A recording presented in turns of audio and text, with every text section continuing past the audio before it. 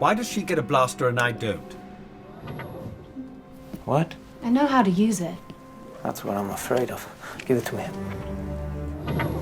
All right, so Cassian, he's a far more morally gray rebel than we've seen on the big screen. What is sort of his moral code? Is there a line that he won't cross?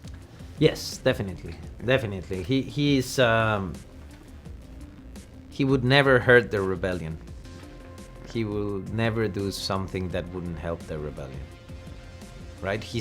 But that's the only thing that he cares about. He has seen horrible things, but always with that ambition of finding freedom, giving freedom to the galaxy, and so I would say his intentions are always good. He's doing it for the right reasons, but he gets to do the dirty jobs, basically. And I mean, he's an intelligence officer.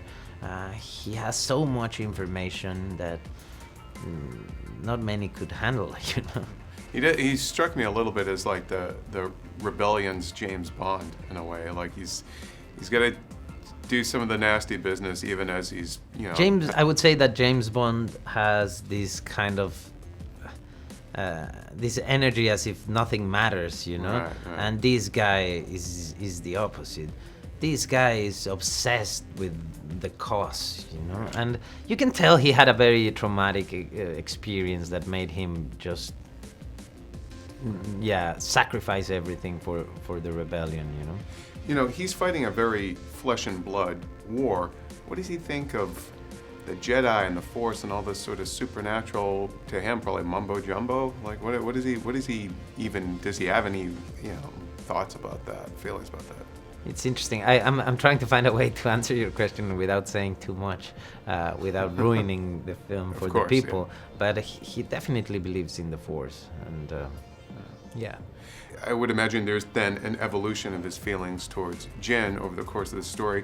Does he view her sort of as a means to an end? Is she expendable in his eyes? He's a guy that would much rather work alone,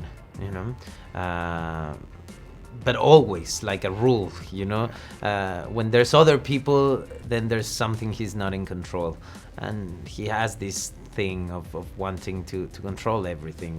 His best friend is a droid that he reprogrammed, so imagine like that tells you a lot, like if he reprograms a friend, right? That's how much he wants to be in control. But the beauty of this film, and that doesn't just happen with the Cassian and Jean, is with the whole team, is that they learn in the process to leave differences aside and find out that in fact they can complement each other, right? Because of that diversity, they're so rich and powerful, and that's a cool message, I think.